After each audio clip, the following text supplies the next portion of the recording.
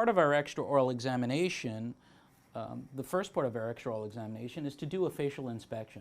So what I like to do when I see a patient is to observe if there are any lesions on their face, any abnormal different colors of their skin, if in fact there's any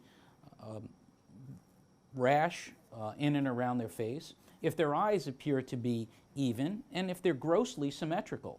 I'll also briefly look at their ears as well as their hair to see if there's any significant loss of hair or any changes in their ear.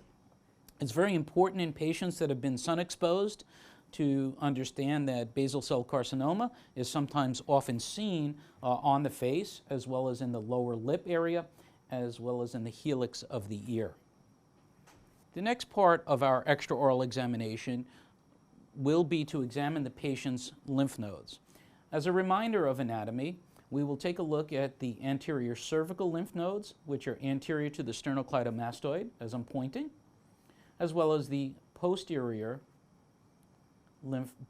cervical lymph nodes, which are posterior to the sternocleidomastoid. We'll also palpate underneath in the submandibular glands, in the submandibular area, and we'll palpate for enlarged lymph nodes around there. We'll also palpate in the supraclavicular area to make sure there are no enlarged lymph nodes in that area either.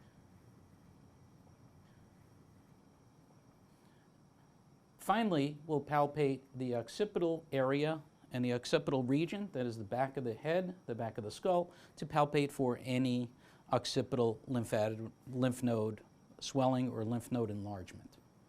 A lymph node examination would take place as we palpate from the beginning of the sternocleidomastoid up during the anterior cervical region,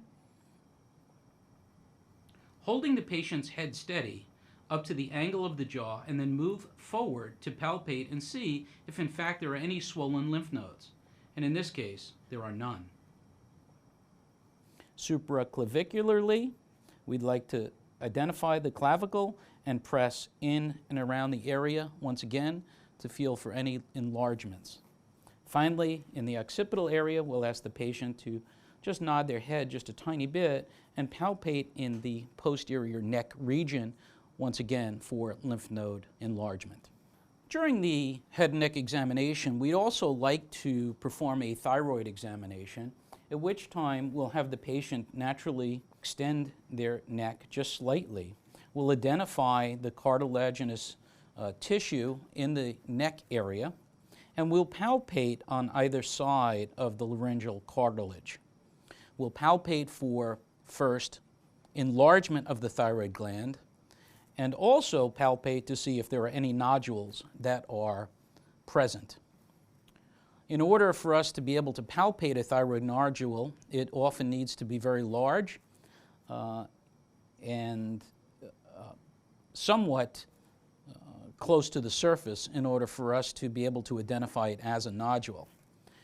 Often we'll have our patients swallow, and we will feel the thyroid gland move, which assists us in our palpation of the thyroid gland. For the third part of our extraoral examination, part of this actually takes place intraorally, and that is when we palpate the salivary gland tissue. However, the first portion of that examination is actually to inspect the patient for swelling in the submandibular areas as well as in the parotid areas. Sometimes it's much easier to see the parotid gland when you are looking from behind the patient to see for swelling. This is the gland that used to be swollen when patients had mumps. I will show you the process of palpating the glands during the intraoral examination.